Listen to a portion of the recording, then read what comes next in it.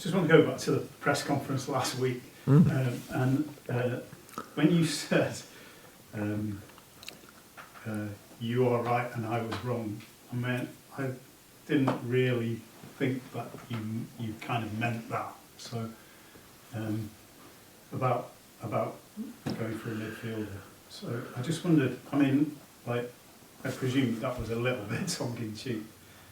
But I just sort of you're that surprised that you were right, or nobody told you that for a long time, right, No, look, the situations are following. So we start the season at 9 midfielders. Yeah. I would say 9. So, and every aspect was everything in, like creativity, speed, excitement because young, stuff like this, technique, fight, runners, whatever you want, it's all in. So they all have contracts, and then you start a pre-season or these kind of things. And when a player, 1-year contract, whatever, 2-year contract comes in and says, "Well, I didn't play often enough last year, then I want to go." Then in that moment you go. But it's the one thing that we push people actively out and tell them, "So you are cut out now. Yes, it was great what you did until last year, but now we don't like you anymore, and go." These kind of things. We are not like this. We are not like this. So means we had all different aspects of a midfield game. So, and now, but people, or you all told me, or whoever, you are the ones who ask questions, obviously, then, do you need a midfielder? A 10th midfielder. So, not sure. So, but we were going for a midfielder. But a midfielder decided to go to another club. So, that can happen. So, in that moment, it's now not just like this, oh, if we don't take him, then let's see if we can take the other one. Some players are in this moment not available. But for us, really interesting. So that's how it is. And now we can make the decision. We bring in somebody in when we think, is it the right one? I'm not 100% sure. Short term, probably yes. Long term, I'm not 100% sure. So, and what would that mean for the next transfer and all these kind of things? What are all going through your mind? So that's how our life is. We cannot just push the button and say, bring him in, and we worry about all the problems it could create next year, later on, all these kind of things. Yes, then you get injuries. And all of a sudden, it looks like, oh yes, we need a midfielder, definitely. So we always wanted, but it was always about the right one. And we cannot change that just because of some things. Yes, more injuries, but that can change a little bit. And then you say, okay, but we can do it now. We can do this now, and maybe that would help us then next year as well, these kind of things. It must always be short and long term. And this didn't happen yet. That's it.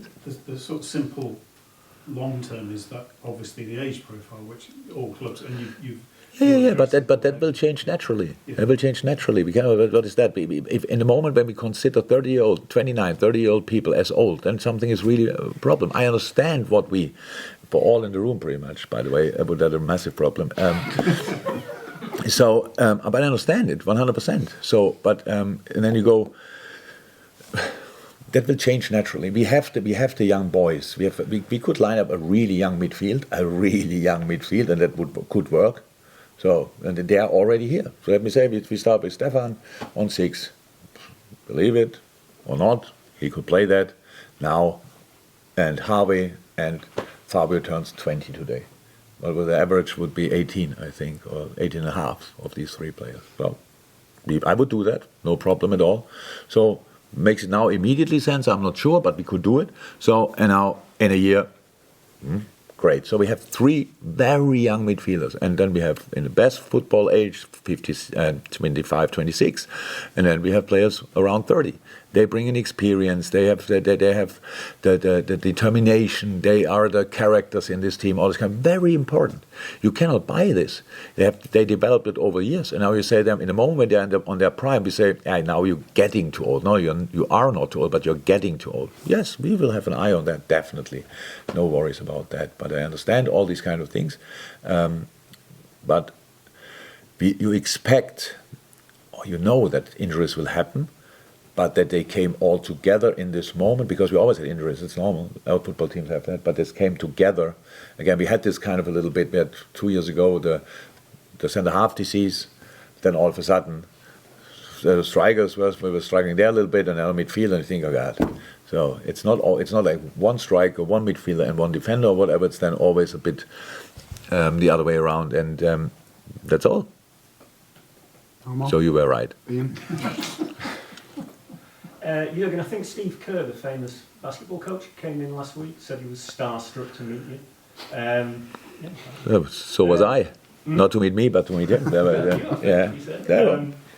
It's great. But people here might know him from The Last Dance, and he played for years with Michael Jordan, all that sort of thing. I just wonder what you... And he's a pretty successful coach of. As a player and a coach. Yeah. I just wonder what you learn from, or what you can learn from somebody from a very different... We didn't have this kind of conversation, to be honest. We had very private conversations. A fantastic guy. It was a pleasure to meet him. I made a picture of when he spoke to a couple of the players and told the boys, if you would look one time that concentrated when I talked to you, that would be really cool. Great guy. He was here with his missus and wonderful lady as well. We had just a good time, to be honest. We didn't go in detail. So I told him what we are doing. He was here, obviously, how we do that, and obviously the training grounds in basketball and football look slightly different, and he liked everything what he saw here. It's a great place. How we deal with different things, this kind of stuff. And the one moment when I was really, really happy that I didn't become basketball coach was when he said he has to do press every day. Wow, that would be a killer. But he has a 4-month break. Huh? Yeah, so that's cool. He promised me he will speak about that in public. That's a real difference. But he didn't do that, obviously. Otherwise, he would have told me already. No, it was great. One of the greatest of the game. Huh? So it's absolutely outstanding. And what showed you again, you can be seen as big as you want in public. Smart people stay still. Very grounded and just good people, and it was a real pleasure to meet them.